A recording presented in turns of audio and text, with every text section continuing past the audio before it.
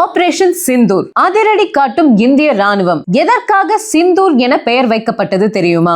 நேற்று நள்ளிரவில் யாருமே எதிர்பாராத வண்ணம் இந்திய ராணுவம் பாகிஸ்தான் மற்றும் பாகிஸ்தான் ஆக்கிரமிப்பு காஷ்மீர் பகுதிகளில் சரமாரியான தாக்குதலை நடத்தியது. இதில் குறிப்பாக உளவு தகவல்கள் அடிப்படையில் பாகிஸ்தான் ராணுவம் ஆயுதங்களை பதுக்கி வைத்திருந்ததாக சொல்லப்பட்ட இடமான முசாபாபாத் மற்றும் பகவல்பூர் உள்ளிட்ட இடங்களில் விமானம் மற்றும் ஏவுகணை மூலமாக வான்வழி தாக்குதல் நடத்தப்பட்டது. இந்த தாக்குதலில் ஏராளமான தீவிரவாதிகள் உயிரிழந்திருக்கலாம்னு சொல்றாங்க.